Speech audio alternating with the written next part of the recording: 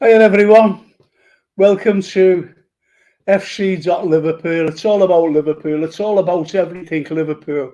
It's about the players, it's about the manager, it's about the backroom staff. It's simply about everything Liverpool, including the owners. If you've got any comments to make, please make them. I've got a great guest on tonight. I've got an author and a journalist, and all the way from Greece, this lad. And he's written a fantastic book. And I've asked him to show this particular book, and it's all about Jurgen Klopp.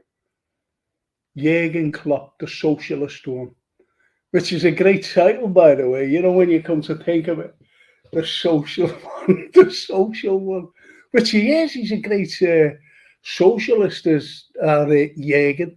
Anyway, I've got Marius on, and I'm going to bring him right on. I've also got Tommy Batty, who pulls no punches when he talks about things.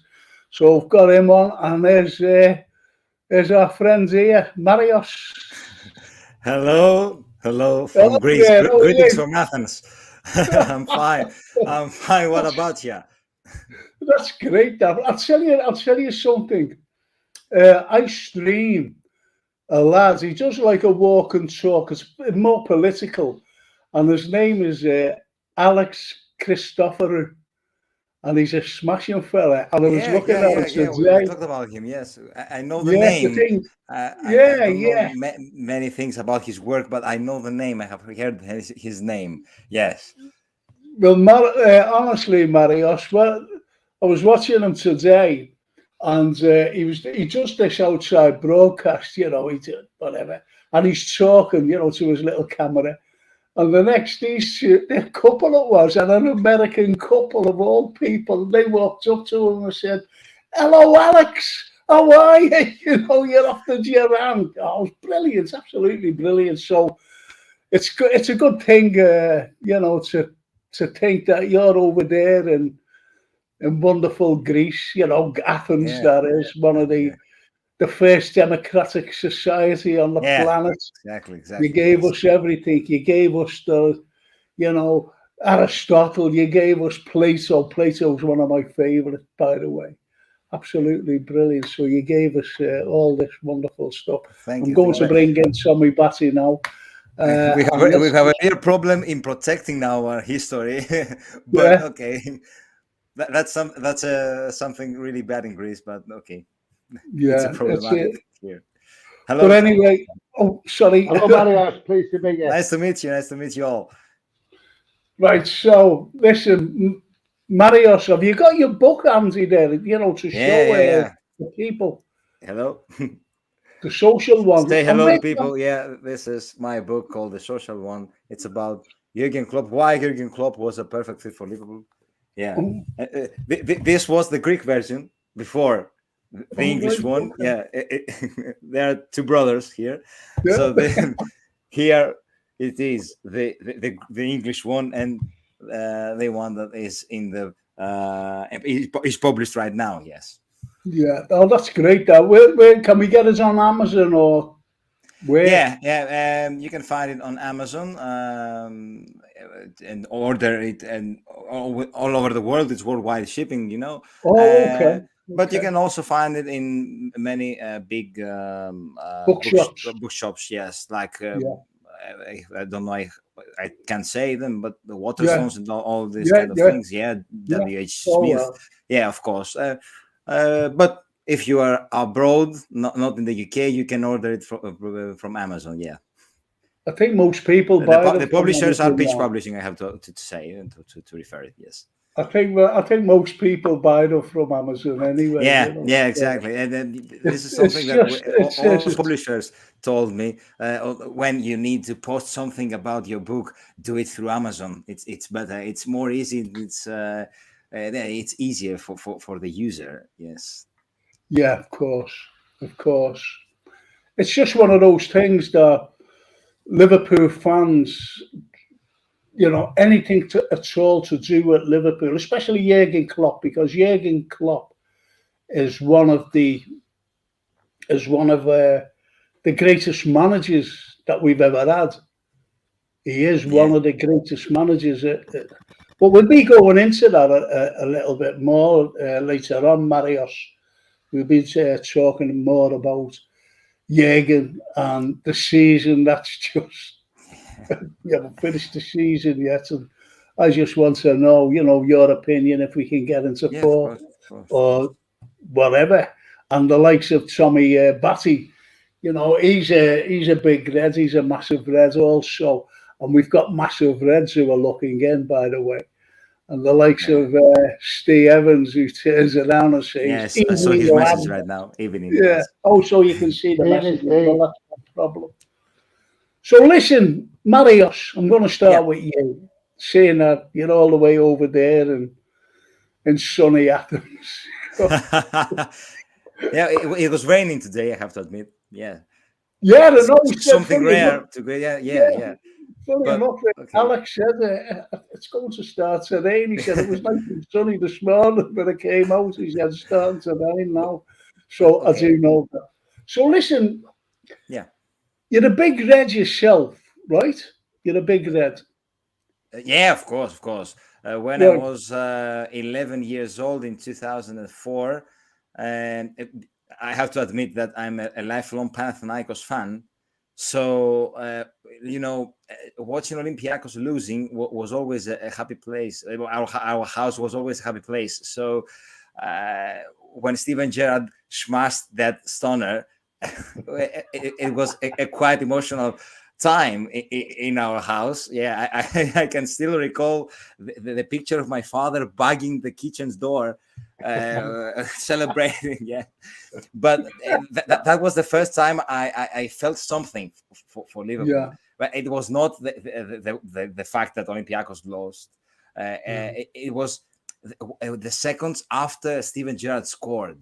That shaking camera and all this kind of, all that aura in the stadium. And it was a voice deep inside me telling me, "Wow, what was that? What is this?" Yeah. So it was the first time I felt something for Liverpool. And then that journey went on to Istanbul. So, I felt in love with Liverpool. Yeah. So the 2004, 2005 was the season I felt in love with LFC. Yeah. The thing is, you see, and Tommy knows this. When we were there, I was there, I was at the game myself, and Rivaldo scored, if you remember, and put us 1-0 up. Put them up 1-0, Olympiacos. They went 1-0 up, and that seemed that they were going to go through, because we were in a deficit anyway, getting to Anfield from the first leg. And when that third one, though, when that went in, I've only ever heard two roars. One was against San Etienne in 77, and the other one is the game that you just mentioned there against Olympiacos. I've never heard anything. I've never heard another roar like those two in my entire life going to Anfield. What do you think, Tom? I remember that night, and I've never heard a commentator go in, "Get in, your beauty!" Yeah. Andy Gray. That was Andy Gray. Yeah, get in, you beauty. Yeah. Now that was Andy Gray, if you remember, Tommy. Yeah. And all the Evertonians turned against them. Yeah. They all turned against them because they said, you're an Everton, you played for Everton and you're praising his goal. He was a pro. Yeah, but he knows what class is, Frank, doesn't he? He knows what class is. And that goal was class. Only Stevie G could have scored something like that. Yeah, absolutely. And this brings me on what you said about Stevie G. And it brings me on. I'm going to ask Marios here. Yeah. All this talk now and pictures and everything else and what Steven Gerrard was talking and saying about Jude Bellingham. Now, I'm going to ask you, right, as a journalist, as an author, as a Red supporter, do you think that Jude Bellingham will come to Liverpool in the summer?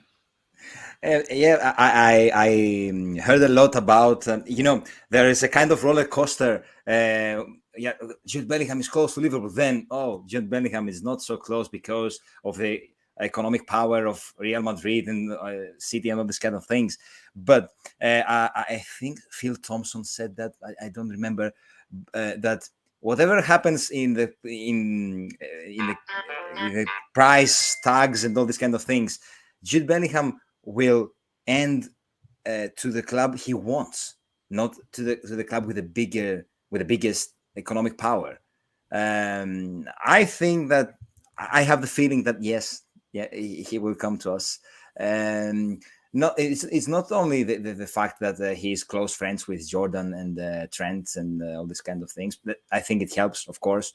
But I totally believe that the project of LFC and the need of LFC at this moment fits perfectly to him. And of course, he's English. It's something really important, and I think it's also Jürgen that helps a lot in his mind. He's a young player, a young quality player. Bringing him to the hands of Jürgen will help him, of course.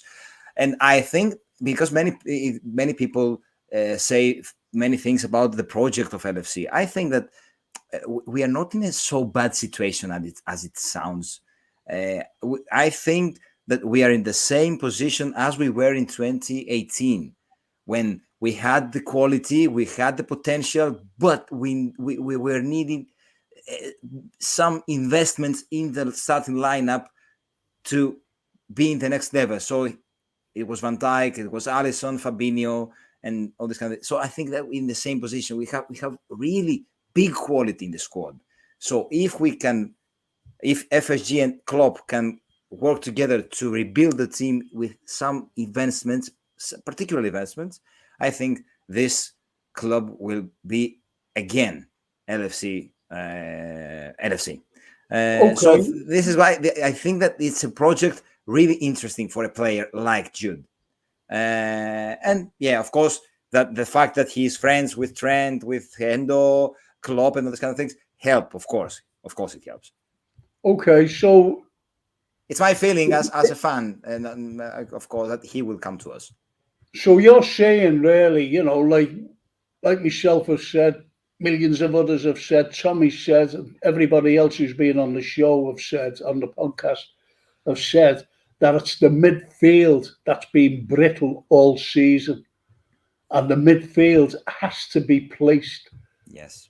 Has to be replaced by top quality players, the likes of Jude Bellingham.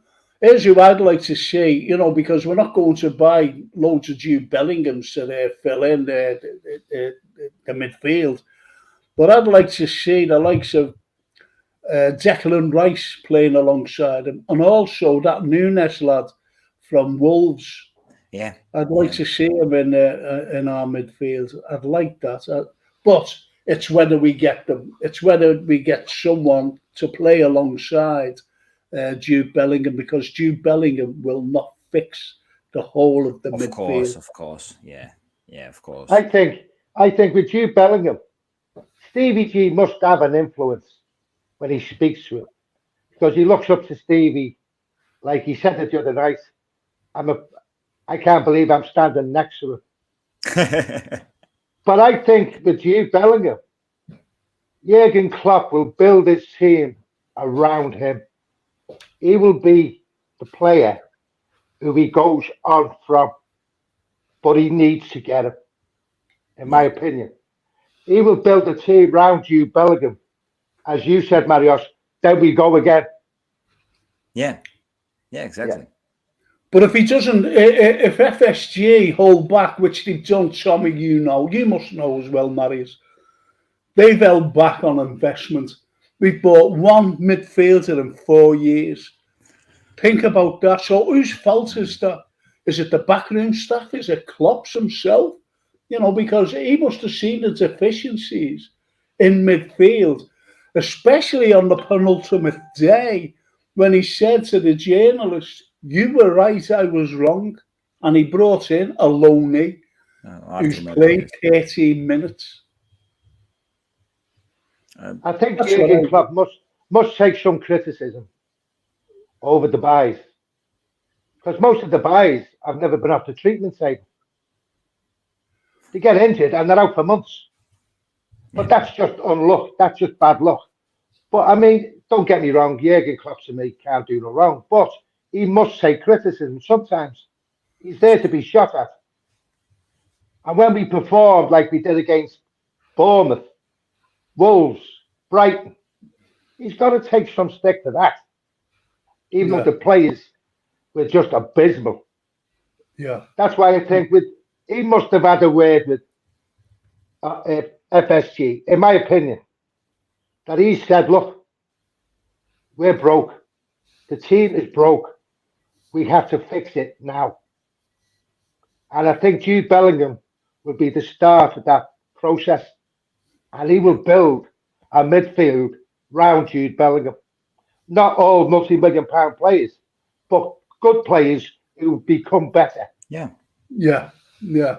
Well, I'll just go through a couple of comments there, and we'll talk about them. Brian Early says, I remember Scott Carson made a great save from making it 2-0 to Olympiacos.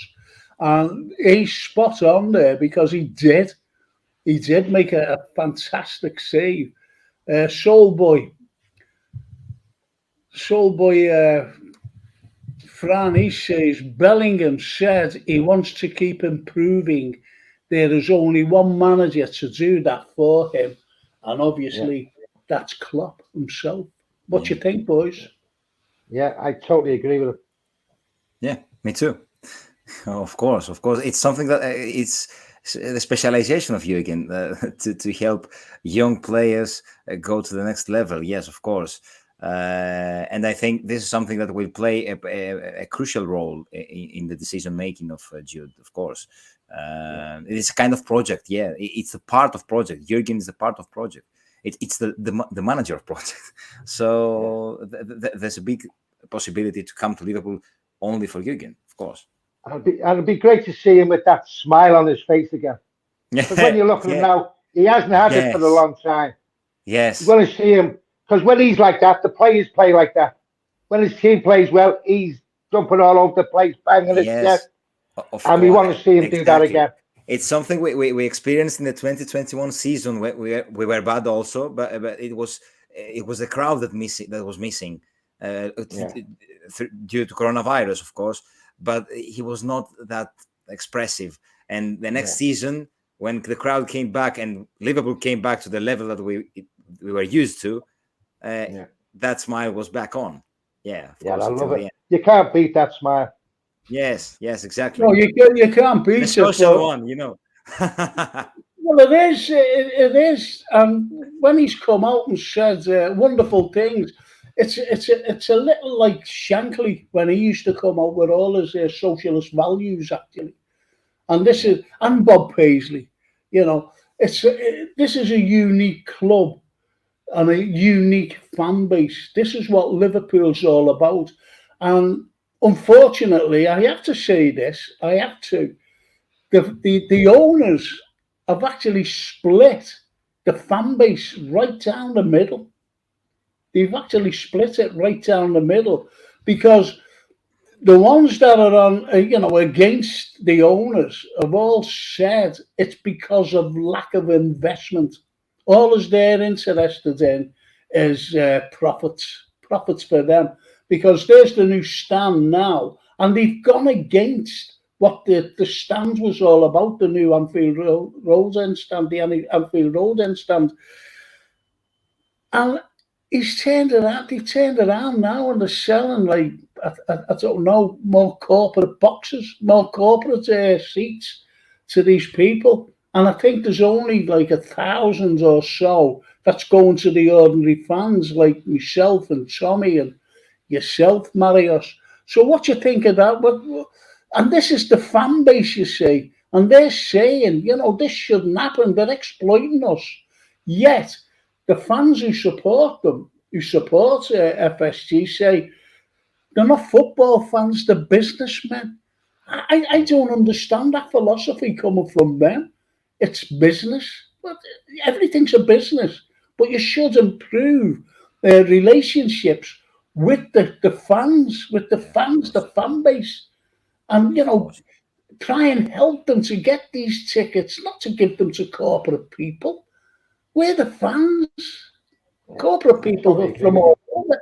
I know a fella, I used to get tickets off him. Not tickets, well, I did really. Uh, uh, uh, he was a businessman and he was an Evertonian. Yeah. Anyway, his dad, who unfortunately has passed on, this is in the new stand, this is the main stand. And he used to give us 3 tickets, one to me, one to a mate of ours, and his dad. Because what he did, when he did business, he used to bring them, he never brought them to Goodison, the business people, he brought them to Anfield. Wow. As a business luncheon or whatever and see a top game. He never brought them to Goodison. That's the importance of Liverpool Football Club. But, it's all corporate though. It's all corporate. And that's what I'm afraid of with the Anfield Road being exploited again for the corporates. I think FSG are just saying, right, with corporate, they guaranteed the money. I mean, don't get me wrong, with the ordinary fans, they guaranteed the money.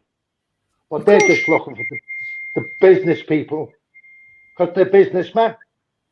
But I think FSG, they know they've done wrong towards Klopp. Yeah, yeah. And they have got to fix that for next season. Otherwise, I think there could be a lot of trouble there in the back. Yeah, absolutely. But anyway, let's get off that now. And let's get back to, as I said, it's split down the middle. No matter what we say, no matter what the others say, it won't be resolved, unfortunately. It will not. But I'll tell you, Marius, I'll tell you what I said. And this is through this. Tommy will tell you, and anyone who knows me. And here's what I said. When in November they said they were going to sell, I said, this is a ploy. This is a ploy. Because the January window was coming up. This is November.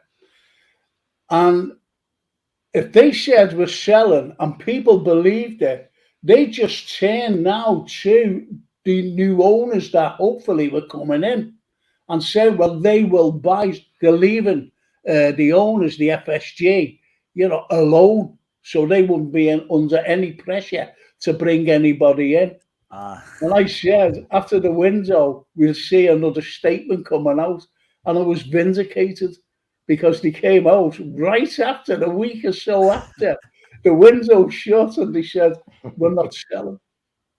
Yeah, we're looking for investment. Play games. A co-player, yeah. They play games, unfortunately. Yeah, anyway, it's right. Yes, of course. Yeah. Anyway, you yourself, Marius. Yeah. We've been speaking about this for the last few weeks, Tommy and I, and all the other guests, about 4th place. How important is it to Liverpool Football Club to finish in the top 4? How important, in your opinion? Yeah, of course. The Champions League football is, I think, the elite. It's really important, and it's far in the center of the DNA of LFC. Many people like me fell in love with Liverpool watching them in the Champions League football, and we have to say that we are the best English club in terms of European football. So we have to be there. We have to be there in the fame part of the thing, but it's also financially very important. I think I am a bit afraid of what will happen if Liverpool will not make it to the top 4. in terms of this, of how big we'll invest in the summer, but also about the project that you will propose to players to come here. Not only Jude, but every player needs to play. Every quality player, top player, needs to play in the Champions League. Trying to convince them to come to a club that is not playing in the Champions League yet, but is not playing, it would be really strange. I think that it was not me only that says that it's something that we need to, not only that we Would want. you think that it would, Marius? Do you think that it would affect the incoming of Jude Bellingham, for example? Maybe, but for Jude in particular, he's a very young player. He has many years ahead of him.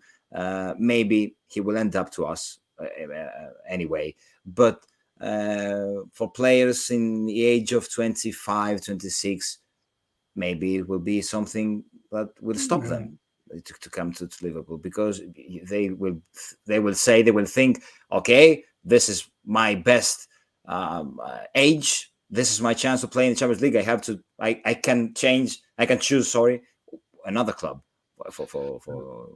for example. Yes, I think that it can have an impact. Yes, of course.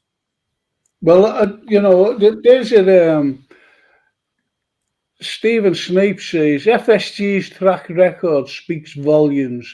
They are all about making money, not investing in the team. Trouble is, it's not sustainable in the current climate. And that's true. That's true. I think with us, when we've got to rely on other teams now, if we can get fourth, we've got to rely on other teams to lose or draw, as long as we keep winning. Now, our next 3 games, that's going to sort our season out. You've got City, Chelsea, and Arsenal. Yeah. They're going to be, it's going to be difficult, but we're Liverpool and never ever write us off. Yeah, but then again, we've still got the same midfield.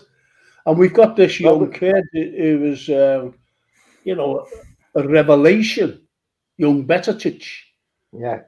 I hope I've pronounced this. Have you been rehearsing that all day? The Marius was yeah, but anyway, we've got young Betetic. And the likes of that lad, he's injured. And he's out for the season. So he's out of the equation. So what you've got to think of is, who do we put in midfield? Who's been failing all through the season? But the thing is, Frank, the beggars can't be choosers now, mate. We've got to play at least 3 across the middle. And Henderson has got to be one of them. Now, what amazed me last week, he never kicked a football for Liverpool. Yet he played 90 minutes against Ukraine. Yeah. So he has got to be in the team, Henderson, right? And maybe Fabinho, and maybe young Harvey Elliott. We've got to pick out of a bad bunch. Yeah. But they've got to raise their game. I think really Fabinho should be picked, and Henderson will be picked. As they say, for experience. I don't go along with that terminology, experience. Liverpool have got loads of experience in every position. The only inexperienced players is that young Betetic. And the thing is, Frank, when he's on the pitch, Henderson, he's a leader on the pitch. Yeah. And we haven't got one. We haven't got one when he's not there. No, we haven't. Is something, we were talking about prices and everything before, well, corporates rather. And Brian Edley says, my first ever Anfield ticket in the paddock, we'll never forget it. Pink and red, £13, unreal. Now 130 if you're lucky. But that's with time, isn't it? That's where things, you know, as time goes on, it's like you can't buy a loaf for it or whatever for it, 10 pence or 12 pence that it used to cost, you know. I don't know how much a loaf is, by the way, but you know, I'm sure it's gone up. I'm sure it's gone up. But anyway, let's get on to this one. Again, Stephen Snape, he says Spurs losing Conte could be our undoing. If they have a new manager, bounce, and Newcastle regains some consistency, then we've got our work cut out for fourth spot. Truthfully, it's out of our own hands, and that's right. Oh yeah. I've said that before, but you've got to rely on other teams to lose. We have to win every game. That's in my opinion. Yep. But you've got the other. But if we win every game, it still doesn't matter if they win every game. Exactly. We can't get there. But they have to play each other anyway. So something's bound to give. Something is bound to give. The thing is, Mario said before, like in 2018, you know, when we had to like try and get to fourth again, I think it was 2018. We won every game, and that's the famous header, wasn't it, by the other fella, Allison, against West Brom when he put that in. Which was absolutely, we won 1-0, and it went on from there, didn't it? And we ended up finishing third. But it's going to be more difficult now, and I'll tell you why. It's because of the midfield. We've said that for weeks and weeks and weeks. Yeah, I think it's a kind of the lack of energy and intensity is a problem. And you know, the Premier League right now is a lot different from back years, from past years, because you can see every club, every team having that energy and intensity. You can see clubs like Wolves and Brighton running like crazy in the pitch. That was not the case 3-4 years back.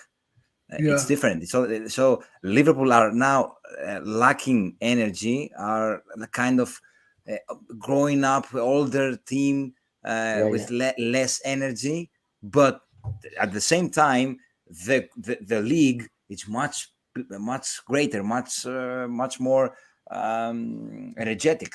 So it's a combination that makes us being like that this season, I think.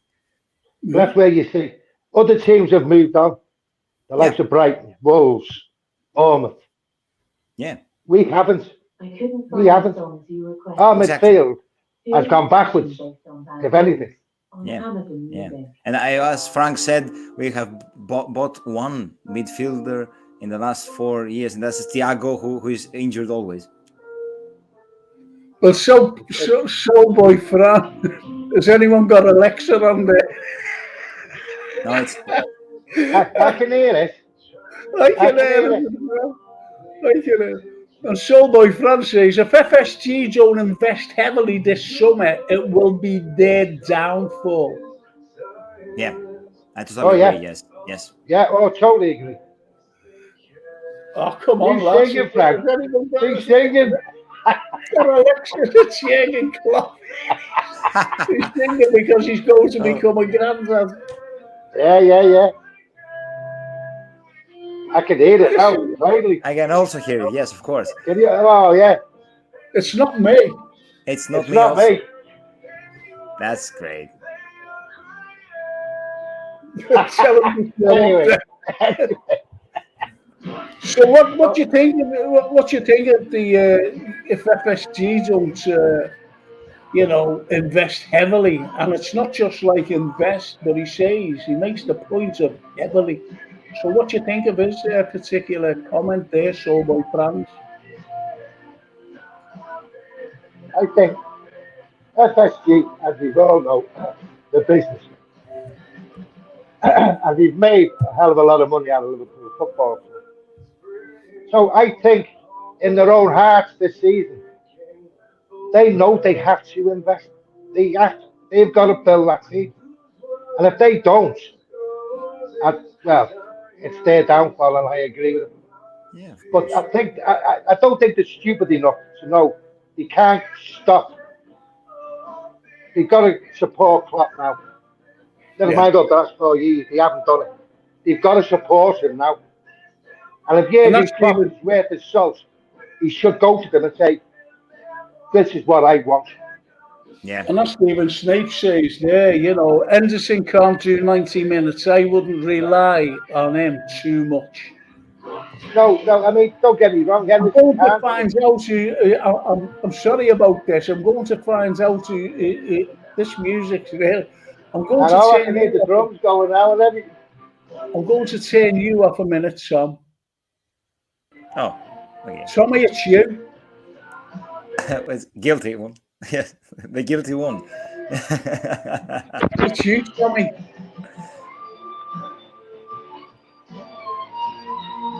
Alexa, oh, Oh yeah, great. That's it. it That's was me. Yes. Sorry, I don't know how that come on. I don't know. I've got my earphones in, see. No. From the fact that it was not you two, that was not me. Of course. It's nuts, isn't it? I think the people who have been tuning in have all gone down the pub now. That music gave them the urge to go out and have a beer. Must have done. Anyway, getting back to what Stephen Snape says, Henderson can't do 90 minutes. I wouldn't Yeah. rely on him too much. Well, Do you that's what agree with that comment? I was just going to say about Jordan Henderson and James Milner. They have done a hell of a job for the club, especially Henderson. Now, he has been captain for the last, 10 years. He's lifted 8 major trophies. 8. And he has done a hell of a job for our club. He's been a great captain. But everyone has the day. And I think his day is not in the far distant future. I'm not slagging Jordan Henderson up. I'm not slagging James Milner up. But they can't do the middle of the park. They haven't got the legs. No. Yeah, exactly. No. And that's what's vital. That's what, that is it. That's the pressing game. And they just haven't got it anymore. And that's a shame. Stephen Snape says Sam Allardyce's face when Alisson headed that goal was a picture. The assassin of football getting us come up and it's straight up. And Charlie Cage cooks like that with you, Tommy. There's a ghost in the house, Frank. And so Brian Edley says DJ Tommy's in the house. On the decks, yeah. It was terrible, though. It's when you said something, Tom, and I realised that Alexa came on right away. See, now you just said Alexa, and the lights just come on again. So you can hear you. Don't mention her name. Don't mention her name. Well, that's what I have to.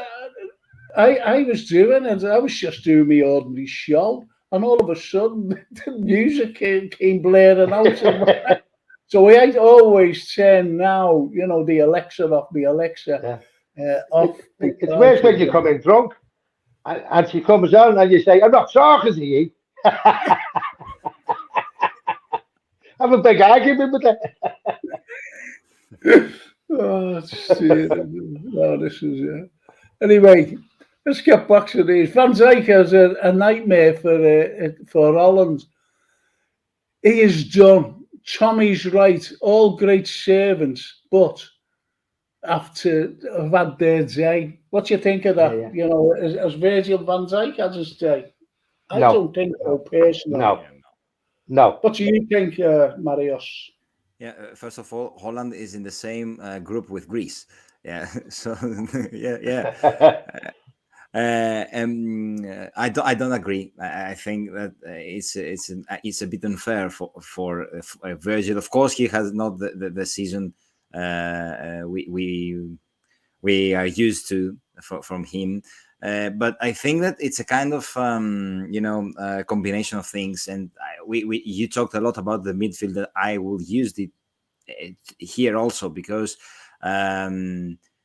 having that midfield in front of you does not help you, of course, does not help anyone. So it has impacts and affects everyone in the back line.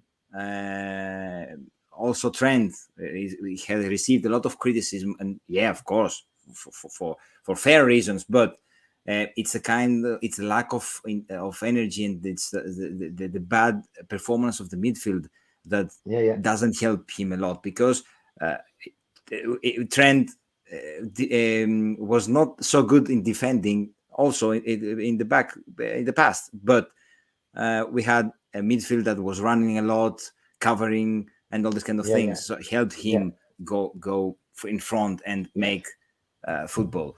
So I think that the case is a kind of similar in Virgil, also with the partner next to him. I think we also need a top centre back also to come to Liverpool in the summer.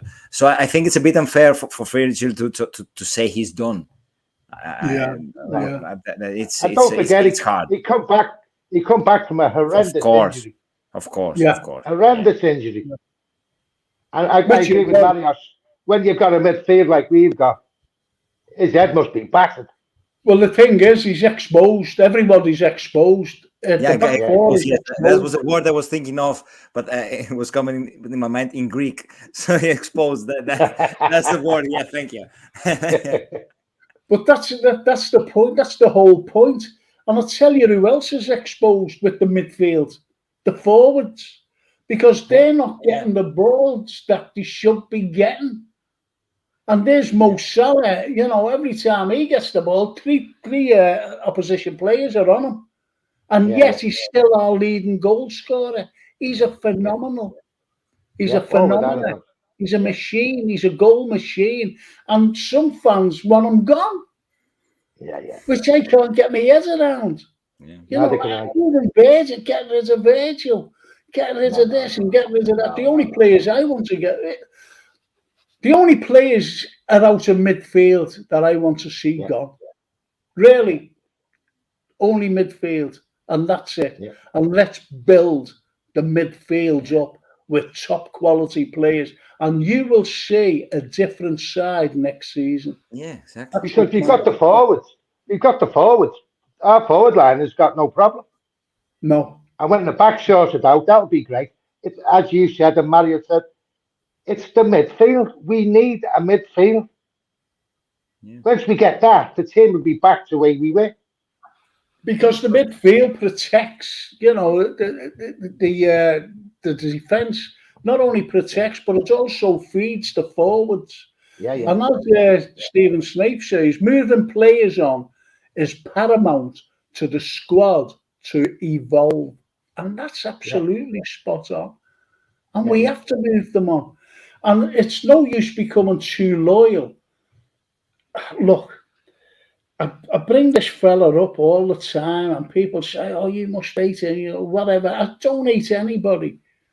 But at 37, going on 38 years of age, to give a new contract to, that's scraping the barrel to me. Imagine if, say Manchester City, for example, was struggling like us, and they were given another contract, another year's extension to a 38-year-old.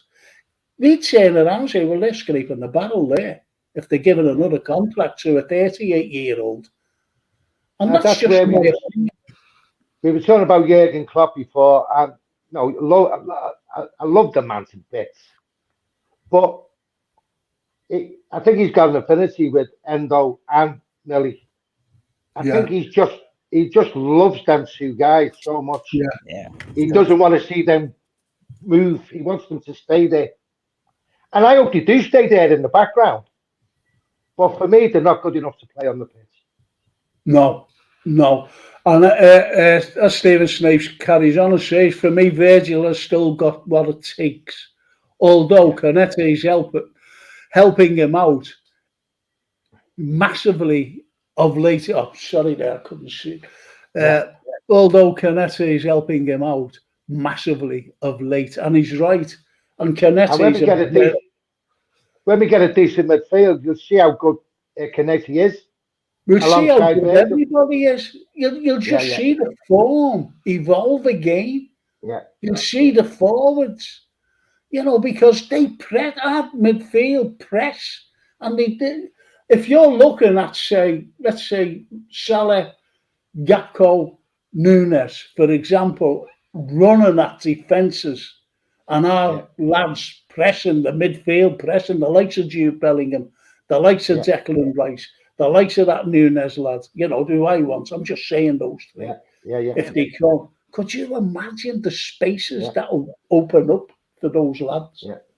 of That's course. me, So anyway. it's what happens now when we press. They know all they've got to do is play through the middle, and they've got us every Yeah. time. Just play through the middle, and we can't get near it. And that's how other teams play against us now. Let them attack us, then we hit them on the break, and there's no one in the middle of that park to break that down.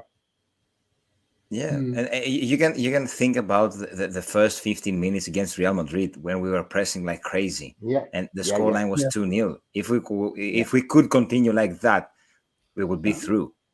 yeah. But we couldn't. We couldn't continue like that. We wouldn't have the consistency of the game. But we showed everyone, and first of all to ourselves, that pressing like crazy, like we used to under Klopp, is the way for us to come back to chasing trophies. That's the only way we can play. Press. I've got about 4 or 5 comments here, and I'm going to read them out all at once. Okay, Go on. because they're all good ones actually. Go on. Brian Edley says the midfield does play an important role in the defence, but it can't excuse some of these performances. We'll go back to that.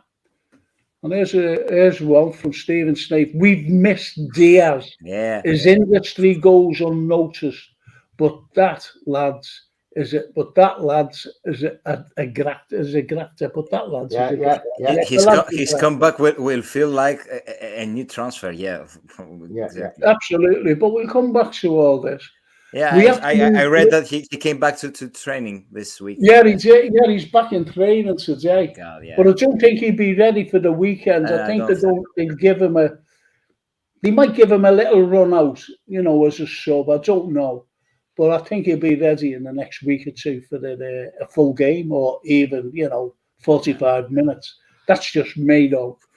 As Charlie Wood says, we have to move players on, but we need to sell. And this is what he finishes up. We need to sell players on, but we sell, and this is spot on this, we sell 3 to bring in 1. And that's absolutely right, that. What he said there. That's what he said. So, it's just these things, isn't it, really? And Charlie Kane said, told you before, Frank, the Yorker's wife won't let. Oh yeah, Jürgen's wife. This fella, Jürgen's wife won't let Milner go. The best butler she has ever had.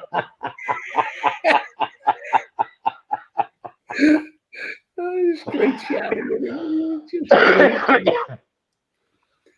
James Milner's loyalty to older players is laudable, but it's detrimental to the squad, says Stephen Snape. All right, let's go back. Yeah, let's see what Soulboy Fran says. I reckon the amount of injuries we've had is because of the amount of games over the last 4 years. Good point. Even Mane and Wijnaldum have been injured. But Mane's been injured, yeah, but Wijnaldum, like, the only time he's ever been out for a long time was in about 2 weeks. Wijnaldum was never injured, and we missed Wijnaldum. We missed him. As soon as he went, we brought nobody in. Yeah. I can't remember Salah being out the team. No. And Mane, you see old games, and Mane seems to be in every one of them. and scoring or assisting. He's a phenomenal player. Phenomenal player. And unfortunately, we miss him. Okay, so they've gone. Wijnaldum, he wasn't replaced. Wijnaldum, Ginny Wijnaldum wasn't replaced. Wasn't replaced, yes. And that was wrong. That I don't know who's to blame for that. Whether there was no money, Klopp was told there was no money, or there was money there. That's too many. For example, at the beginning of the season, there was supposed to be money there to buy this lad. So why didn't we go for a contingency plan? There must have been somebody out there with the quality that we needed.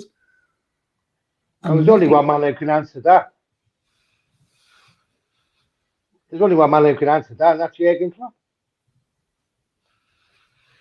Yeah. No, I understand that. I really understand that. Stephen Snape says, if we can get Diaz back after the City game, then the lads, right, hang on. I can't understand. It'd be like a new signing. Yeah, like a new signing, yes. Yeah. But the thing is with us, every game now is going to be like a cup final. Yeah, exactly. And we are good in cup finals. So maybe that'll lift us. Not that it should be any incentive. The incentive is to win every game. But each game we play from now to the end of the season is going to be a cup final. Yeah. We are used to getting form in the last part of the season. So this is something really that gives us hope, yes.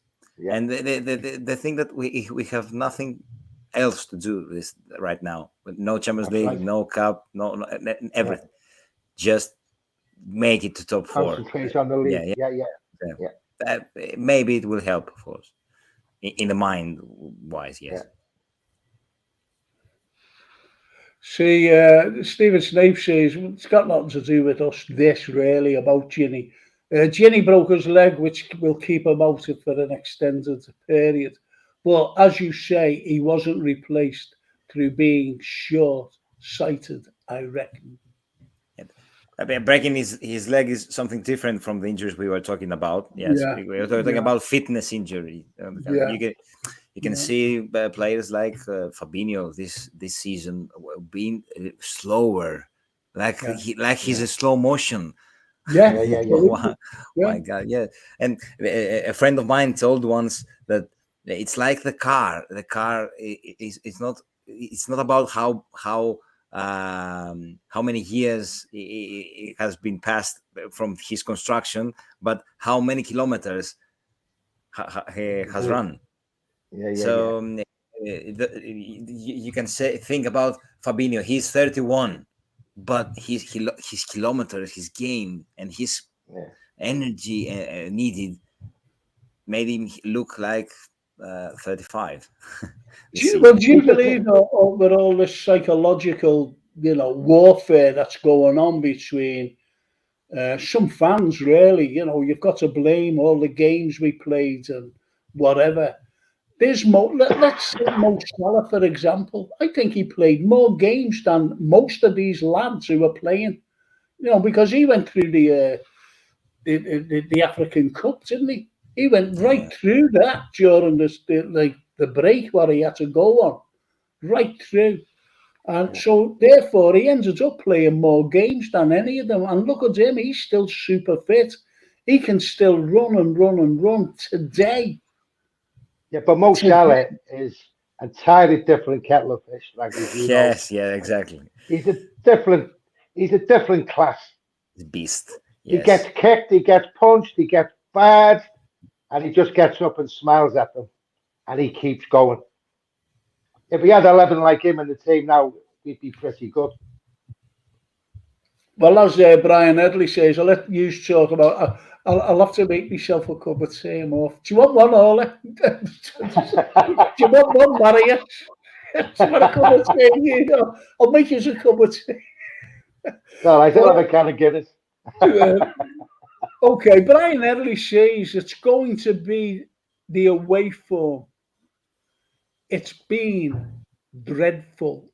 So think about that. Talk about that. Just want to put the kettle on. Okay. Okay. But what I think, especially the mid to low table teams, have learned how to play us. So like for 2 or 3 seasons, nobody could live with us. But they evolved. They knew how we played, and they adjusted accordingly. But we don't seem to have a plan B. Yeah. And they realised how we play, even the low. And I'm not degrading the middle to low teams, but they learned how to play against us. But we couldn't do nothing to stop them. Yeah. We're kind of predictable, Leon. Yeah. Yes. Yeah. Yes. And it's when you see the likes of now Joe Gomez. I mean, I'm just picking him out as an example. He had one bad game, and he got crucified. Oh, yes. And then he never got in the team. Which is no. All these lads need confidence, and at the minute they get no confidence from the way we are playing, especially the middle of the park. The defenders don't know what to do sometimes because the ball's coming back too quick. Goes forward, it's coming back, bang, bang, bang, and we can't do nothing about it at the minute. I found my glasses making a cup of tea. I couldn't read. And yes, glasses on now. And yes, we've seen us play like we played against United. 7-0. Yeah. United went out with the same team in midweek in Europe and won 4-1. We played Bournemouth and got beat 1-0. How did that happen? How did that happen? I just don't know. And yeah, you cannot explain it in a football way. Maybe you can explain it in a mentality kind of way. It's psychological, yes. I really don't know. I really don't. In your eyes, it seems like they are choosing games. yeah. But okay, yeah, but it's hard to say it like that. But yeah, I cannot explain it. It's like when we got beat by Brighton, and Jurgen comes out. Now, how many games has he managed? How many games has he seen? And he said that is the worst team performance I have ever seen since I've been in football. It was only last year we were going for 4 trophies. Yeah. How does that happen? Yeah. I don't think even Jurgen knows. Yeah, and that is why he's not so. He's a kind of emotional in the bad way. In the media. He's very offensive. He's withdrawn. He's withdrawn himself. Exactly. You can see in his eye, in his expressions, the feeling of the team this season, and because he goes in front of the journalists to explain something he cannot explain. He needs time to try and understand what's happening and what's wrong. Because of that. But you go back when we were unplayable 2 or 3 seasons. We were unplayable. Yeah. And he was a bundle of joy. And the team played like that. The team played like he was. And you look at him now, and the team seems to be playing the way he is now. Lackluster, withdrawn, sad. Yeah. And Go on.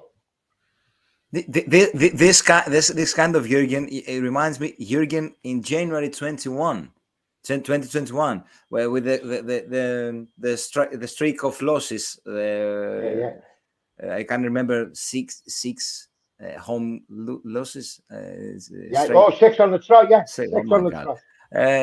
He was like that, offensive to the media, in a bad mood, and that was Liverpool at that time. Jurgen expresses how Liverpool is. Yeah. If he's smiling, all good. If he's angry, not so good. No, it's right. Stephen Snipes. I'm sorry about that, lads. I had to, my throat was All right, going. all right, Oh, Frank. I found my glasses. I was looking for these everywhere. Anyway, they were in the tea caddy. No, they weren't. So anyway, Stephen Snipes says, good point there about miles on the clock. Our charging busy midfielders will burn out faster than, say, a defender or striker. Spot on that. Absolutely spot on. And he goes on to say, we've stagnated massively. It's undeniable. And then he still goes on and says, just my opinion, but I hope that even a couple of scrappy wins might reinvigorate us and spur us on for the rest of the season. Hammering the Manx oddly worked against us psychologically, I think, and that's what he says. And I'll just Well, I go think. on to the last one. Oh, sorry, Frank. Go on. No, we'll talk about all this. All the injuries, says Soulboy Fran, we've had means we have never had a settled team, which makes for being inconsistent. What do you think about those comments? I think the way it is now, right? I don't think the performance matters no more. It's the results. Yeah. Scrappy 1-0 will do every game. The performance means nothing if we get beat. We had to win. But the thing is, I heard you mentioning, you two lads, about the Manchester United game when we absolutely trounced them. We trounced them 7-0.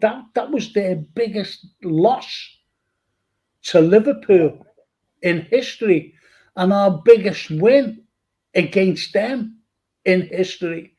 And yet we didn't go on. We got beat by Bournemouth. And they won 4-1 with the same team in the midweek. I couldn't believe it. And that was dire. That sickened me to the pit of my stomach. I just shocked me. No one can explain it, Frank. No one can explain why that happened. No one. Not even Jurgen Klopp. So do you think it's affected them even now? Well, what do you think, Mario? Go on. Sorry, you mind repeating the question, the exact question?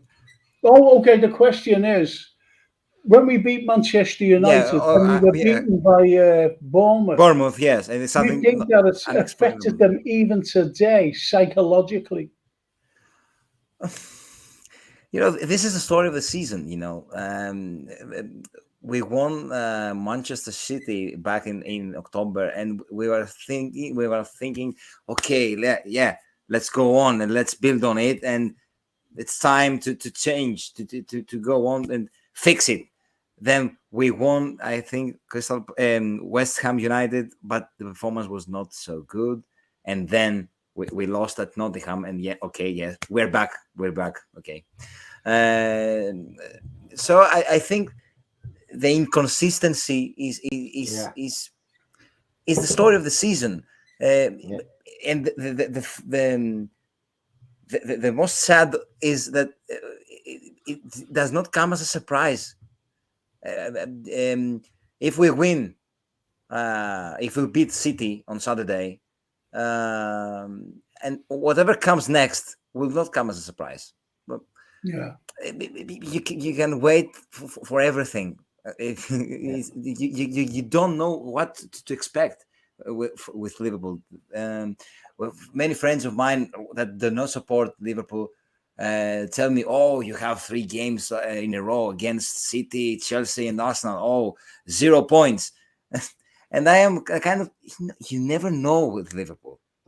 They can take 9 points and then go and lose to a mid-table team.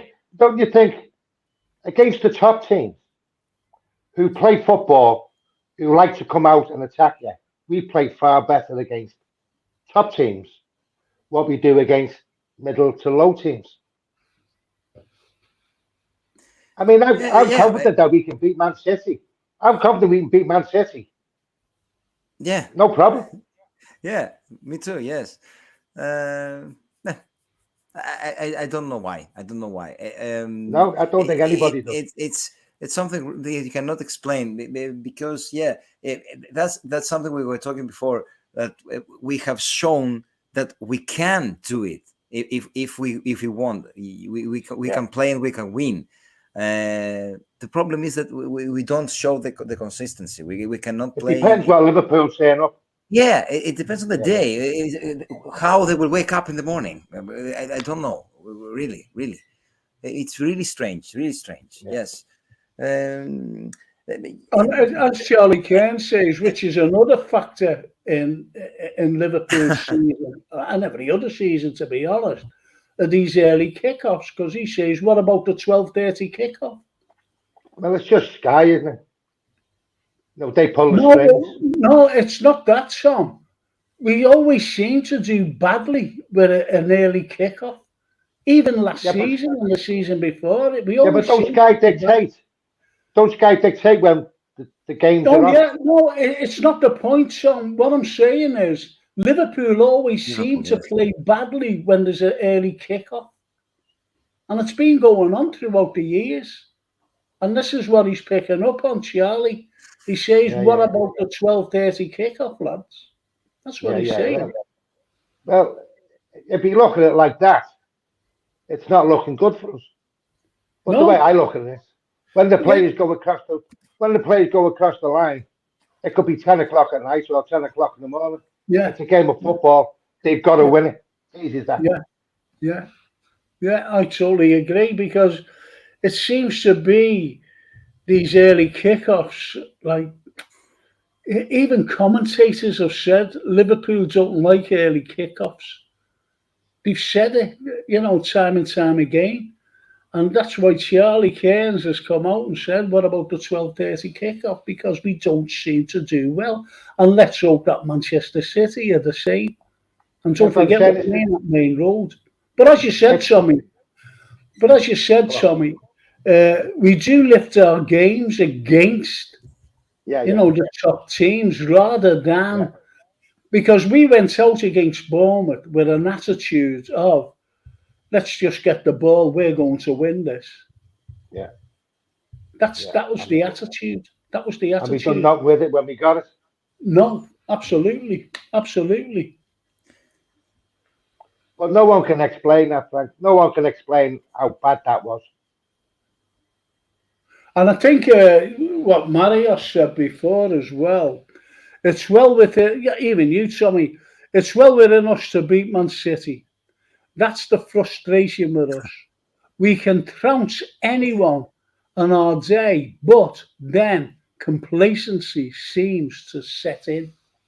Yeah. And that's well and truly spot on. And that's what it's been. But it gets back to, I don't care what anyone says, whether bringing up all this psychological thing and, we played so many games last season, that's why we're tired. Come on. I don't believe in all that. What I do believe in is the performance of certain areas. And the certain area, we've all said it, everybody has said it. Every single fan that we speak to, it's the midfield. It's as simple as that. Well, Marius hit the nail on the head with one word: inconsistency. And that's what we are. Yeah. We're inconsistent. And another problem is that it depends on how the game goes. If we concede a goal, it's all over. You don't see a team that can turn this around. And turning things around was always the case in Liverpool. It was always you could expect a comeback in a game, in a Champions League leg, and all these kind of things. But now you don't believe that we will come back. We're going to see the goal, and yet, oh my God, that's done. We are done. We conceded the goal against Bournemouth in the first 13 minutes. I don't remember. I don't remember. 20 minutes. And I thought, oh my God, how can we turn this around? And if that happened last season, I would say, okay, let's go on. We will turn this around. Now, I don't believe that we can come back when we concede a goal. And we talked about the 7-0 victory against United. Bruno Fernandes lost a great opportunity in the first when the scoreline was 0-0. Yeah, the header. If he would score, I don't know if we will ever come back. Yeah. But the thing is now, see, we go one down, and our players must be thinking we've got to score 2 here to win this game. It takes them all the time to score 1. Yeah. Because they want to walk in it. They want to walk it into the net. How often do you see them in outside the box? But we've got no players. Look, you look at. I've been watching Steven Gerrard, recently. When it just comes up on YouTube, his goals and that, and he hardly scored from inside the box. It was always outside. He could hit it, and the same goes for Coutinho. And we've never replaced those 2 midfielders who could actually have a go outside the area. Yeah. The only time that we ever go outside the area is with Trent and his free kicks. Yeah. That's about it. Yeah. That's about it outside the area, and that's what we miss. So we need someone like those two. Like those two, when you look, when we were top of our game, we were quick, accurate movement. Yeah. Quick and accurate. Now it takes us half an hour to get in their box. Then when we get on the edge of their box, we're more likely to end up back with ours. Which is so frustrating. But did you ever remember the goal? It was against Man United when we beat them 5-0. And Henderson, the ball was robbed off Pogba. And Henderson got the ball and he hit a magnificent ball that went around like that. It was an incredible ball. And he just ran and ran. No one could keep up with him. And just tinked it over De Gea. He just tinked it over him. What a goal. That was his accurate goal. But he also scored a very similar goal against Man United also a season or so before, when the ball was kicked out to it and he just ran. And he ran right into the cup. And he ran and ran and ran and ran, and bang, it was got 2-0. We beat them 2-0. And they're the goals that Mo Salah likes to get on the end of, if you know what I mean. He likes to run onto, not being given the ball when there's 4 players. Alisson put it right on him. Alisson put it right on him. And their central defender thought he had him. And Mo just turned him, and he was gone. That was brilliant, that. He just went, didn't he? He just turned him, absolutely. It was like the one against Chelsea as well, when he turned that, I forget his name anyway, but he just turns in because he's already booked this fella with a foul on him, and he would have been sent off against Chelsea, and he just went in, bang, goal. But Brian Early says, for once, lads, I get the strange feeling that the team does want to qualify. Get the feeling that the team does want to qualify for 4th, but they sort of accepted that it's not going to happen this year. Does that make any sense to any of you lads? Not really, no, because I think he said they don't. The team does not want to qualify for 4th place. No, he says, I get a strange feeling that the team does want to qualify for 4th. They accepted that it's not going to happen. Well, I can't see that. No, not a Liverpool team. No, me too. I can't see that they have accepted that. I can't see that. No. You can see it in the feeling, in the mood, especially of Jürgen. If we had accepted that, he would be more relaxed, not so angry. Okay, but no, and we have realistic possibilities to go. Possibilities. Dua Lipa, yes. Last year. Yeah, I want you to, Mario. I want you to read that. I want you to read that comment out if you can. Sorry. Can you read that comment that's there showing? Yeah. Go on, read it out. It's for me? Yes. Yeah, Yeah. read it out. Frank, could you replace the Albanian with Marius? His English is superb. Because it's a thing, you see. When I do a show, sometimes people, I don't know what happens, like, but it's the subtitles, and they're so hilarious. They are hilarious. So And it's a compliment. So yes. Yeah. Oh, great. Well, Stephen says, you know, this Albanian. Oh, he could be talking about Frank there. He could be talking about Frank there. Yeah, but he must, you know, the thing is, he calls him it must be an Albanian who's doing the subtitles. That's what it's all about, you see. Okay, great. Sorry, yes. So Charlie Wood says, the Ox scores from outside the box, but he needs 3 warm-up games to do it. Well, he never has 3 warm-up games, Charlie, lad. He gets in the first one. Exactly. That's a good one, that from Charlie Wood. He needs 3 games, warm-up games. Outside the box, yes, Football. Thiago against Porto, I remember. And Curtis against Bradford, maybe. Yeah, last year. Yeah. Yeah. That was a cracker, that. Banger, Yeah, but they're few and far between, Mario, aren't they? They don't come regularly enough. Yeah. It's Yeah. not Yeah. They're kind of surprises, yes. They seem to be scared to hit it. No, they hit the corner flag, but have a goal. We are missing goals from nowhere. Yeah. Right. Well, Stephen when we cannot break the defense, bang it from outside the box, and Well, no one does. Like my daughter, Francine, no one does. Yeah, we're missing it. Yes, of course. My daughter Francine, she knows a lot about football, and she's saying, "Dad, why don't you just hit it?" And if she's watching a game with me, she's saying, hit the ball." And they won't do, as Tommy said before, they try to walk it in. You know, Mo Salah is the only player, you know, when he scored, you know, it wasn't a fluke against Watford. Was it Watford? It wasn't a fluke against Spurs. It wasn't a fluke against Man City, because he keeps doing it. He's scored some remarkable goals.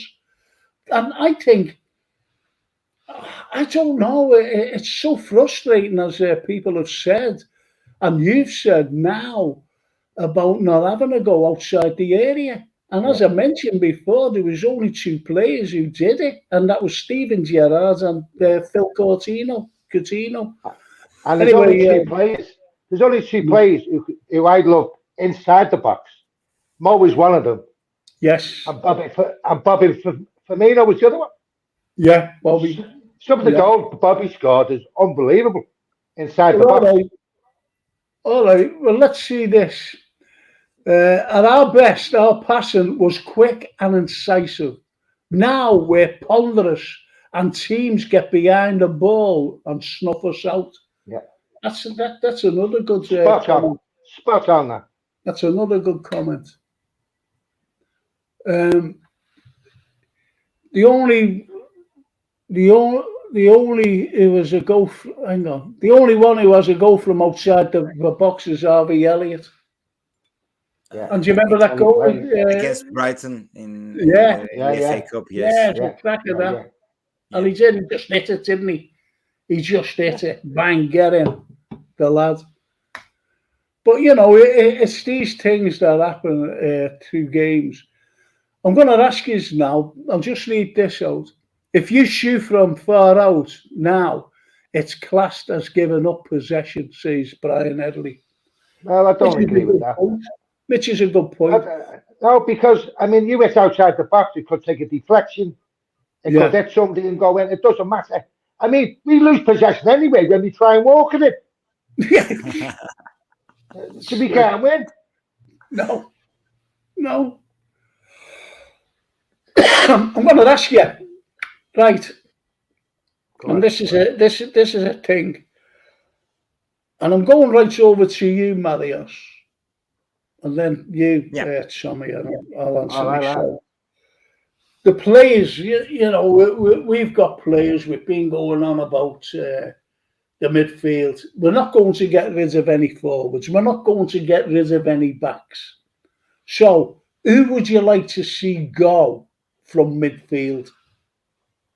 Oh, Who would you yeah. like to see go? Or who You should know, go? Not like to see, but who should go? And don't take loyalty into the no. equation. Yes.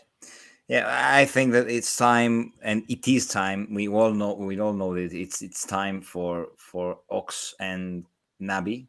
And we talked about the inconsistency, and I think that the problem with these two guys, it's the inconsistency. I see a lot of comments and a lot of offensive comments against those two guys, and I think it's unfair because their will to help the team is really big. We all know it, but they were unlucky in their era in Liverpool, especially Ox with that injury. But I think it's time for them to go. They cannot help the team anymore. I think this is one mistake that we made last summer, because we had the opportunity the chance to sell them and not leave them living for free. Taking in mind how little they have helped the team this season, we have to consider it as a mistake that we didn't make money from these two guys. We could, but we didn't. So yes, I think these two guys needs to leave. As for Millie of James Milner, I think we all agree that he's a man really important for the youngsters, for the dressing room. So I think from this point of view, he needs to stay. But the problem is that if he stays, he will be considered as a great option for the midfield. This is something I'm really afraid of. This is the only thing I have really doubts about the contract extension of Emili. I think. And I have to say also for Curtis, I have doubts of how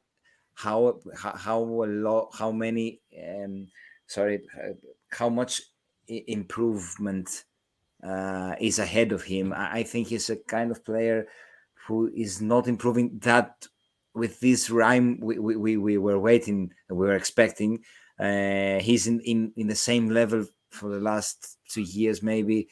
So maybe a loan or something like that. I don't consider him as an option for the midfield. Marius, you've just mentioned the 4 players I was about to mention. Okay, so thanks Naby for giving me. But going back to James Milner, it's not his fault he plays. Yeah, of course. He play in goal if Jurgen Klopp says to him, go and play in goal. He play in goal. And I'm afraid that this is the case. This is Klopp's mistake also for Ox and Naby, because FSG, we talked about money, and they only had in mind not losing money. So if Klopp went to them to summer and telling them, sell these two and bring me a world class with this money, I don't think they will refuse. So I think this is Klopp's mistake. And like what I said before, he needs criticism. Yes, of course he needs criticism, and this is the bad view of the loyalty of Jurgen. Loyalty or Klopp's loyalty is really nice. But it can turn to problem. Because exceeding the limits. I agree with you. I wish he'd stay there and go to the academy and teach the young how to be it, because you can't argue he's been a fantastic pro. Because most players who played with him have retired years ago. But when he stays there with another contract, and you know he's going to play because Jurgen Klopp is going to play him. Exactly. Yeah. And it's not James Milner's fault. The dressing room stuff and all these kind of things was the reason that I was happy when Adrian extended his contract, because you can all see that Adrian is a very famous person in the dressing room, bringing laughs and smile and all these kind of things. But we all knew that he was a third choice goalkeeper. He will never play. But okay with this. But in Milner, we all know that if he stays, he will play. The case is different here, yes. Well, Stephen Snape says, I'll go on with the lads who want to say, they want their say who should go, right? Stephen Snape says, Keita, Ox, Curtis Jones and Mello. I forgot we had Mello in the squad, sorry. Yeah, Mello's a foregone conclusion, isn't he? He's a foregone conclusion. It's a short-term loan, so yeah. I think we all know that he will leave, but I forgot that he's in the squad. Yeah, sorry. So, but Charlie Kane says the lot of them, but not Badger. He means better check. Because we call him Badger because we can't pronounce his name and we can't spell his name. So I totally agree with you, yeah. He calls him Badger. Brian Edley, he says Fabinho. No, come on, no way, come on. Can't sell it. This is great This is great. This is what I mean about our fans. They're very controversial. They're so diverse. Soulboy Francis, Curtis Jones, Keita, Chamberlain out, Cavello on loan, Milner to move into coaching, and Henderson to stay. That's what he says. I don't mind. I agree with all that bar for Cavello. Would you send him on loan? But he's out of favour. Can anybody explain to me? Because I just simply don't know why that lad. Can you mention it? Can you say, Marios, why Cavello is out of favour with Jurgen Klopp? Yeah, I think that his quality is really big and his potential is bigger. I think the case with Jurgen.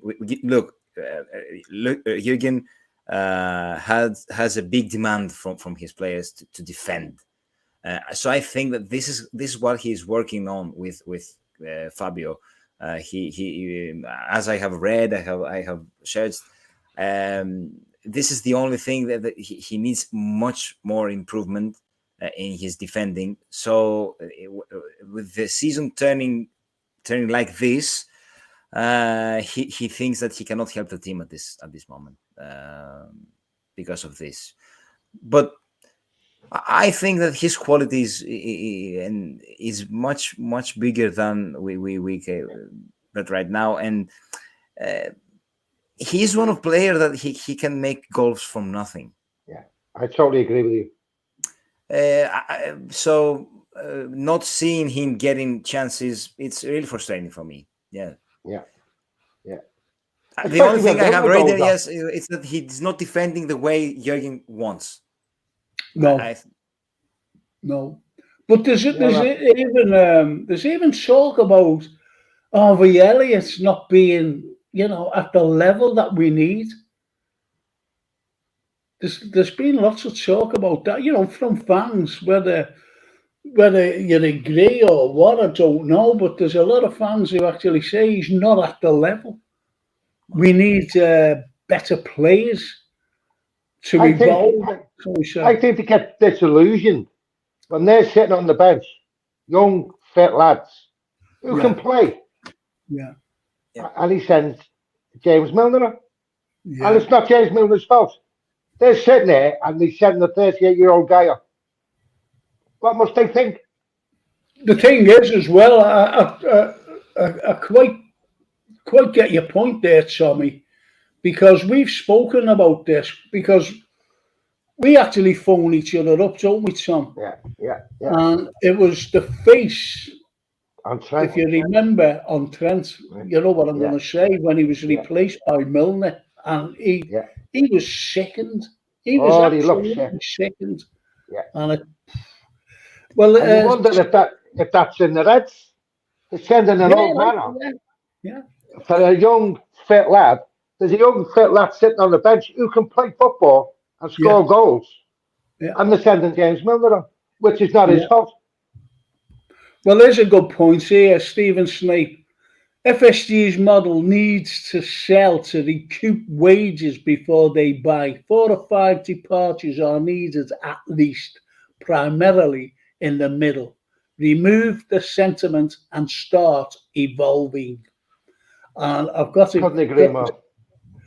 Absolutely brilliant. And he carries on by saying, we need Milner's attitude in some 23 or 24-year-old players. That's a good point. Totally agree with it. Yeah. Right? Yeah. So, again, but Brian Edley comes back to us. That's unable to see that. And he says, lads, he can't even walk. Fabinho, come on. Catch your grip up. Get a grip. Gives away the gives away free after free. Kicks he means. Yeah. And he's right though, he does. He's catching because players. he's not confident. Because the team's not confident. When you've seen him yourself, Frank, Mario's has seen him. You've seen him play some excellent games. Yeah. And that's what he can do. But Milner's the same when he comes on. Because Milner can only do it for half an hour. He fouls them. Yeah, because he can't catch them. Because he can't catch them. And that's a dangerous way to play football. Yeah. If you like. So, Brian Edley had to go. He's saying, come on, he can't even walk, never mind. Sneefy says, it's a mystery why Cavello isn't involved, and it's a mystery to us, actually. It's perhaps one we'll never know or have explained, but maybe Marriott is right. Maybe because of his age, he needs to evolve. But he's only going to evolve if he gets games. That's it, and that's a very good point, what you've just made, Tommy. You've got to play, to get the confidence. Yeah. It's as simple as that, to get the confidence. But then again, Jürgen is his own man, isn't he? Yeah. Jürgen is his own man. And if Jürgen is his own man, there's no one who can sway him, unfortunately. I think Jürgen's got a plan in his head, what he's had. But now he knows he's got to put it into gear. He knows who he wants. He knows what he's got to do because he's done it before. And I can see him building an even better team than what we had 3 or 4 years ago. Well, if you go back to when you were a little baby, a little kid, and I had these blocks, right? I got these blocks. I don't know why. Little blue and red and green blocks, and you pull them up like that. You put them on top of one another and think that you're a genius, at the age of 24 with these blocks. Anyway, and I think it's only what you said, Tommy. It's like the blocks being put up, right? And if he doesn't get his way this summer, and I think it was Soulboy Fran who mentioned it before, about this could be the end of FSG if they don't invest in what we need. The likes of Jude Bellingham, but not only Jude Bellingham, we need players alongside him. Yeah. Young, fit players who are proven in the Premiership. Well, this is the problem we've got.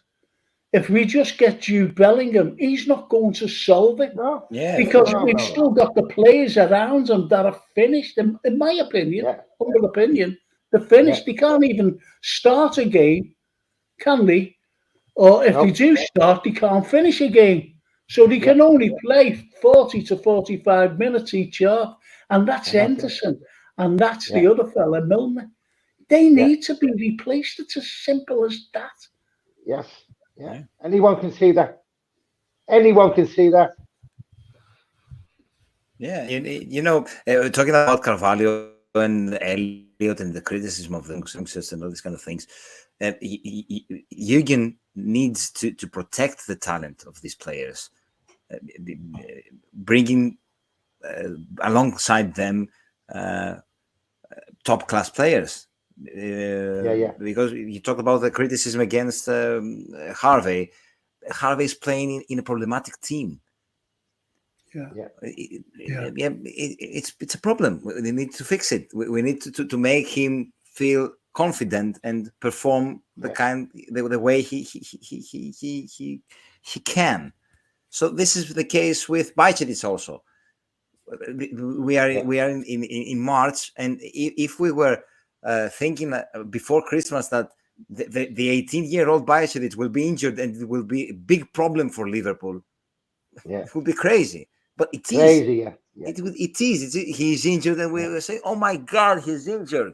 An 18-year-old player in Liverpool. It's crazy.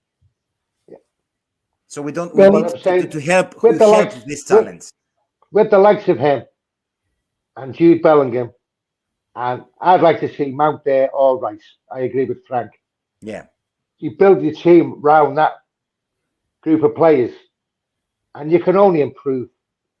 It can only get better. Yeah, exactly. Yes. Well, as Stephen Snape says, it's a good shout, that, Tommy, about the kids being disillusioned seeing Milner trotted out in front of them. And that's a very good point. And another comment is from Brian Edley.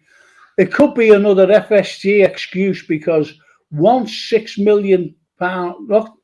million kid isn't playing. Then we will have to buy another. They are gangsters. He doesn't like them at all. But see, with FSG, Frank, we paid £6 million for that young kid. Yeah. How much is he going to be worth? Yeah. That's what you call an investment. Yeah. But you get beyond the joke, when like a couple of seasons ago, remember when Mbappe was supposed to be coming and people believed it. We've been linked with now that Ward Prowse. This is another midfielder who we're being linked with, and we never get them. We were linked with 20 midfielders at the beginning of the season, and we didn't get one. We got Arthur Melo. We got him, and he was injured, and he's only played 13 minutes for Liverpool, and we paid £3 million, for that loan. We paid £3 million, and that's the problem with us. Well, what's his injury, Frank? Because I haven't seen him all season. Well, he played 13 minutes. What's his problem? What's his injury? I don't know. His tie or something, or his car. I don't know. You know that I watched Serie A, and he played for Juve. You looked at 7 or 8 months. I never seen him. I never seen him playing for Juve. I didn't see him at all.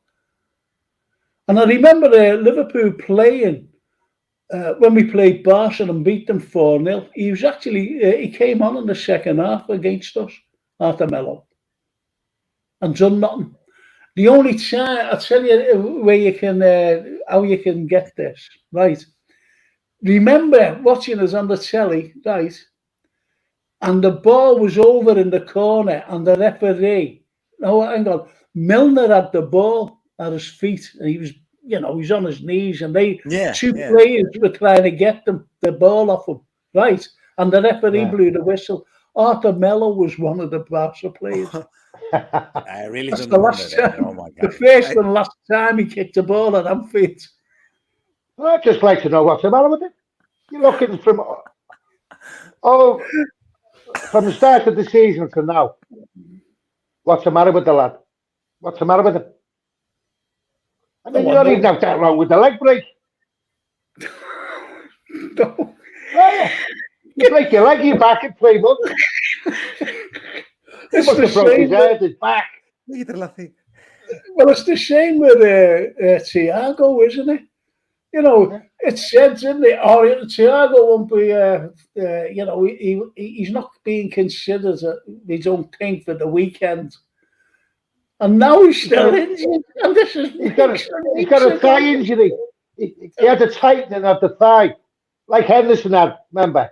And Henderson was out for about 2 months. And the same thing with Thiago. No, What's the matter with their injuries? it's his hip. It's his Well, hip. you got a titanium one now. His tyres on his hip. So Well, it's attached to his hip. Brian Everly says, this is for you, Marius. Marius, is there any lads in Greece making big headlines that could do a job for us? About what? About what? Midfield or anything, that'll suit us. That's what he's saying. We're in desperation, I think. What do you think? I was going to mention this before, and only Brian mentioned it there about Greece. We've got great cover for Robertson and Tsimikas. I like Costa Tsimikas. He is brilliant. Great. Yeah, I really do. Yeah. From the moment he adopted to the team, he's incredible. I knew him from his time to Olympiacos, and I really liked him a lot. But I couldn't see see if he can make it to a big club like Liverpool, because when he came on, we were English champions, so it was a really challenge for him. And I admire a lot how hard he worked after a very difficult first season, because in Greece we like to make big headlines in Greece, and they're all kind of, oh my God, Tsimikas found it difficult in Liverpool and he will leave in the summer and all these kind of things. And when the next season started and Robbo was injured, Tsimikas was one of our best players. So then the thing changed a lot. And I think that those games in the start of that season helped him a lot in his confidence, because he's an emotional guy. He's a really hard-working man. And when he felt that, oh, I'm important here, they applaud me. When he heard the Anfield Stadium applauding him and all these kind of things, he was starting to feel safe. And he's very similar to Robbo, though, isn't he? He plays very similar to Robbo. Yeah, he likes to attack. He can defend. He can pass a ball. He can hit a ball.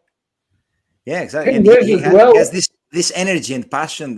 And he's a great guy. Yes, I think he's a bit of Tsimikas, Costas. He can cross a ball better than Robertson, in my opinion. Yeah, in my opinion too. Yes, he's excellent. Yeah, and you can see how he doesn't play so much games, but his assists are a lot. Yeah, for the amount of games he is playing, he has many assists and many big chances creating. Yeah. Well, Stephen Snape says Tsimikas has been a revelation. Loves the club as well. Good lad, him. So he's calling him a good lad. I met him last week because Greece are playing here, the national team. We were national break, and I met him to hand him the book, and he was really friendly. He was smiling. He was thank you. He told me thank you a lot for giving me this. It's easy to feel like a star and celebrity and be like, of course. But he was really friendly, smiling, and he made me feel shy about how friendly he is. That's lovely. That's a lovely sentiment that actually is coming from you. And he must come up a good family too. Yeah, as Brian Edley says as well, scored the winner in the FA Cup final, no matter what happens now. So this picture will always follow Liverpool history. But we said, Tommy and I have said, when we've spoken privately, when we've been phoning each other up, after the game, if they're playing away. And we've said, even if Robertson gets injured, we've got to, we won't bother that much because we've got a great left back in there, Samikas. And we've said that plenty of time. This is something missing in the right. Yeah, that's it. Yeah. What do you think of next question? We're coming up to the end of the season. That's not Alexa again on the phone. That's my phone. It's my phone. You're right. Plan. Right.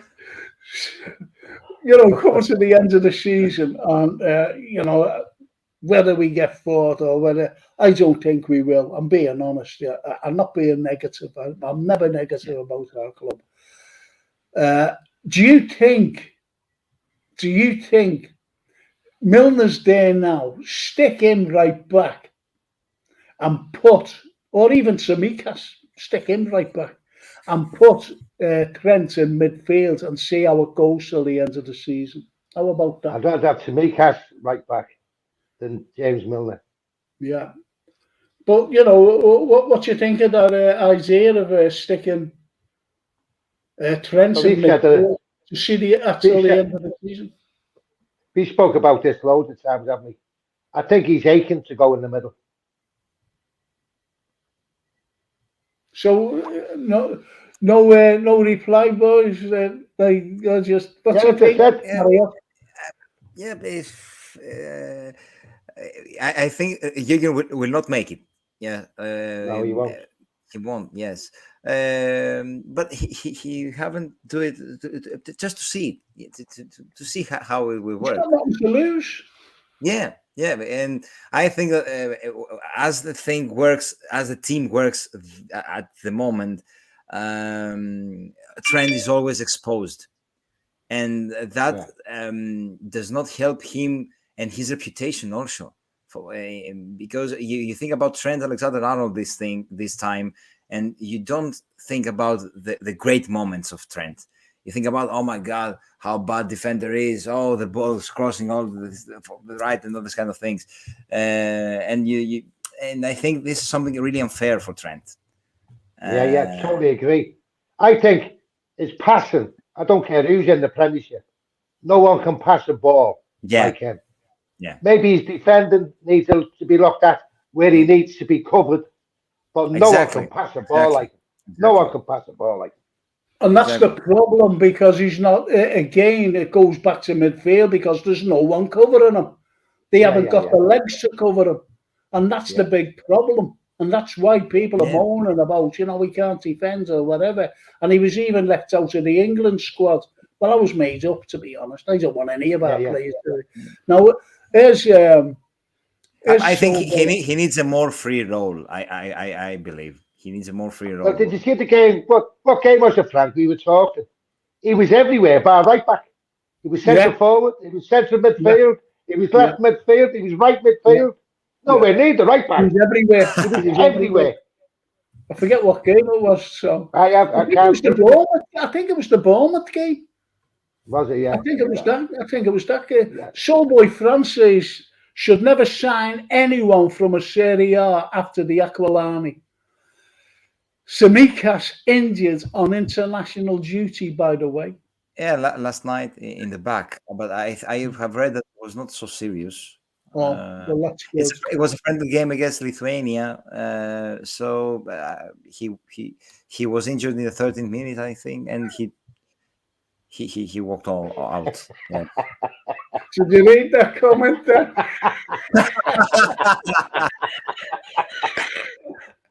I got about Frank's show. That's a cracker, that. Oh, what a brilliant. And Brian says, brilliant idea, that is. I think he would be a superstar up over the halfway line. That's about Trent. Trent, yes. Yeah. Yes. I couldn't disagree with that. And this is Stephen Smith. I'd even put Gomez at right back. Yeah, I forgot about him. Yeah, Yeah. put Gomez because he's, more reliable than a 38-year-old. At least he's got pace and utilises Trent's distribution in midfield. Spot on there, Yeah, Stephen. that's a good shout, there. Good shout. But the thing is, everything's about Milner. For some reason, an extension. You're getting fans saying, "Oh, Millie's going to get an extension," even on podcasts. They're coming out and saying, But there's only one man. should There's only get one an man who can say that, and that's Jurgen Klopp. Yeah. It's Jurgen Klopp who keeps him there. Jurgen Klopp puts him on the pitch. Yeah. Miller doesn't say, "I'm going on next," by the way.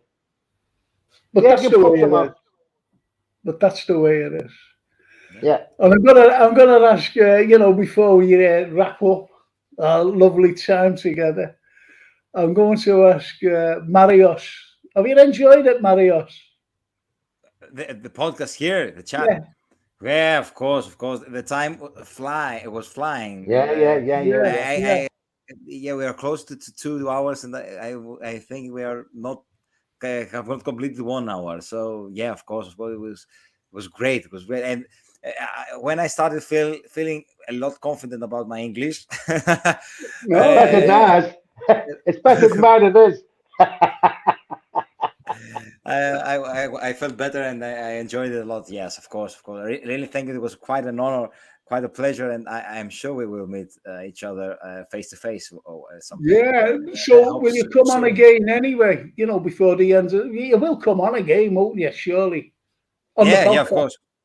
It's been great to meet you, mate. It's been great to meet you.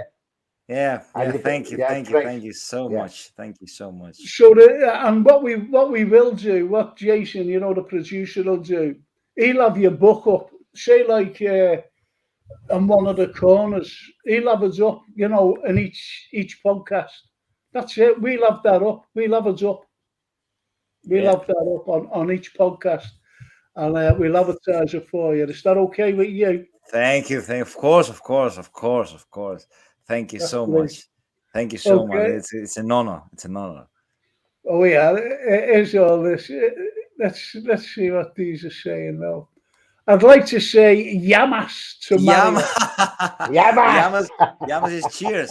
It's cheers. And as he said, fabulous guest. That's lovely. That's really lovely. That's lovely.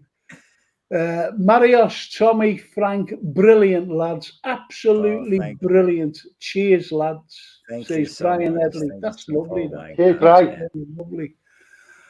Charlie Cairns, good night, Frank, Tommy, and Marios. Great show. Going for my nightcap.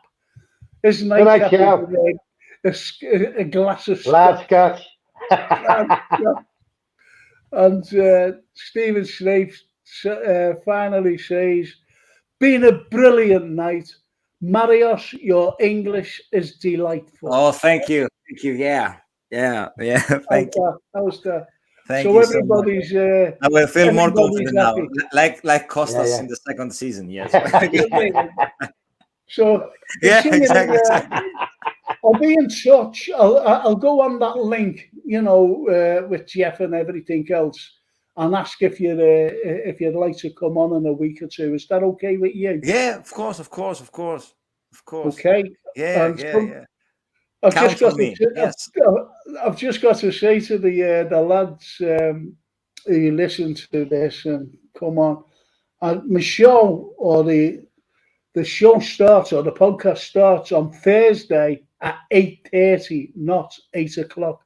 It starts at 8:30 because one of our guests work and he said, Frank, I won't be able to make it, because he sits in with me.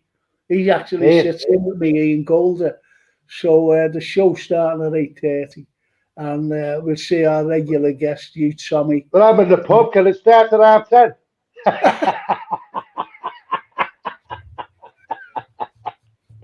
Oh, this is crazy anyway. This is absolutely crazy. But anyway, brilliant show, lads. Boss couple of hours, says Snakey. Right? And is this another one? Charlie Cairns. Marios, your scouse is getting better. Greek scouser, again. It's been great, honestly. So listen, boys and girls and everyone listening in, I've got to end the pod now, and it's a big thank you to Tommy Batty, our usual guest there, and also to the one and only Marius for keeping us company and Thank you. doing everything right. Is it perfect English, as people have said? Perfect English. Has even got the Scouse humour, which is a pleasure, and it's just great to have you on. And don't forget, we'll advertise your book no matter Thank you what. so much. Okay. Marius, it's been a pleasure. It's been a pleasure. Thank you. Me too. An honor. Thank you. And the thing is... and you're not bad, Frank. No. You're not bad either. You're all right. Oh, thanks very much, Tom. I'll tell Alexa to behave herself next time. It's in there, she's got Alexa and someone singing in the background. I've never heard that. I've got my earphones in. But anyway, lads, thank you so much. Thank you to Jason for producing the podcast. And I'll see you in a couple of weeks, Marius, okay? Yeah, of course. God bless. Thank you. And I'll see you all. Thanks very much. All right, mate. Cheers, Frank. Good night. Cheers, Tommy. Cheers. Good night. God bless. Llamas. Good night. Llamas. Ciao.